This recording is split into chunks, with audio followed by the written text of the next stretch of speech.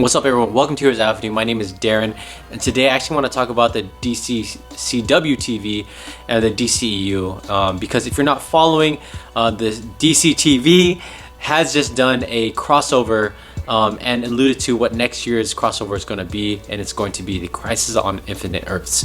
So if you guys are not familiar, it's a hugely popular comic book event in DC that revolves around all the different Earths having one crossover event. And so they're doing it now. They're gonna do it next year.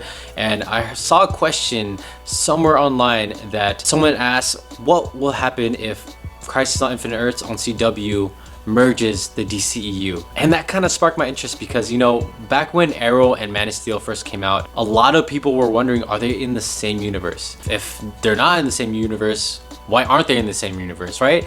Because that's what Marvel's doing right now, and you know, we're all seeing how that's working out for them. I think that the fact that they kept things separate, I think that was the smartest decision that DC has done, and because they're able to play with, you know, both TV and movie universes. And so what they could do on DC TV, they can't do it in the movie universe, right? We can't tell 36 hours of Flash in a movie, right? You only have 2 hours.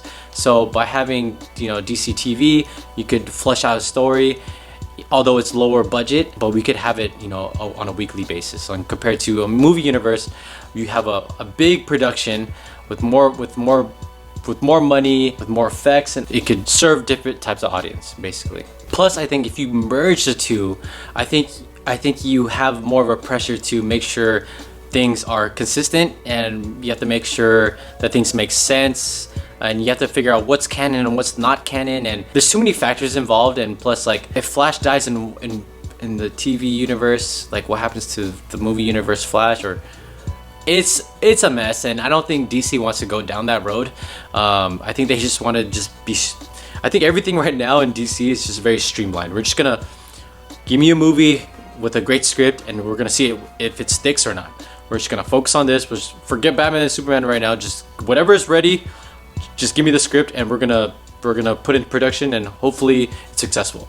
I think that's the route they're going, and I think they don't want to repeat or kind of makes things. I don't think they want to make things too complicated in order to do that, and so yeah, I don't think they're gonna merge the two at all. I think the likelihood of that happening is probably 1%, and yeah, I mean 1% is 1%, right? So most likely it's not. But there's always that small doubt. All right, so another thing I want to do on this video is a comment of the day segment, and basically it explains itself. I choose one comment, kind of explain why I like it, why I don't like it. And today I'm going to choose a comment from our last video that Rob made from our Aquaman review. So if you haven't checked that out, definitely check that out now or after this video. Some guy writes, he's from WR Carter 4. He writes, I am in the 0.001%. Aquaman is by far my favorite DCEU and is second behind The Dark Knight of all time DC films. The personal connection for me was deep with this film, which drives my reasoning for the ranking. This movie was proof that the current DC production can do fun films in their own way. Suicide Squad was fun, but it was so much darker than this movie and is a much worse story. And then someone else replied, his name is the 80s Wolf. Shout out to you guys. I don't like the fun comic book films so much, but I think it's genius of them to make different toned movies. It gives the audience more choices what to go see, just as when buying comics or whatever.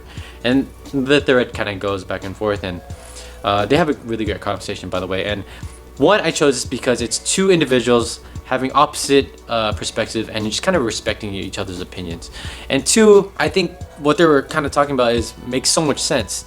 Having different tone films in the DCEU matches, you know, resonates with different people. So one person that would like, you know, Aquaman may not like Man of Steel because maybe they want the light, comedic, actiony, colorful movie compared to the more realistic, serious tone that Man of Steel has. So it's great that DC is doing this. You know, I hope they continue to just find. I'm sure they're not doing it on purpose. I think they're just whatever script they're getting and whatever that script is coupled with on the character. I'm sure they'll find the best tone for that character. So, you know, Plastic Man, you know, for example, was announced. So I would assume that movie is going to be a comedy because of how that character is. You know, so is Shazam. You know, Shazam looks like it's going to be funny and probably be a little bit serious, but probably be more on the comedic side, which is, I mean, I wouldn't be surprised at all. But, you know, with Batman vs Superman, that's a very serious film because obviously Batman's in there. And shout out to Zack Snyder for shooting that. And just where that whole story began with the whole destruction of Metropolis, they had a very serious topic to tackle, especially from Batman's perspective, right? So it really depends on the script and it depends on the character that they're focusing on. And I think the fact that DC's comfortable with, you know, doing different tones with different characters on working on different films, I think that's great. I think they should keep doing that. Make sure the tone matches the character, and they, you know, this obviously will separate them from Marvel because they're so formulaic, and so you kind of understand the tone you're gonna get from each movie, and it's pretty spot on, right? So in this way, you know, they're very different. They'll find their own voice by doing this. So yeah, this is a great comment. So shout out to you guys for doing that on our channel.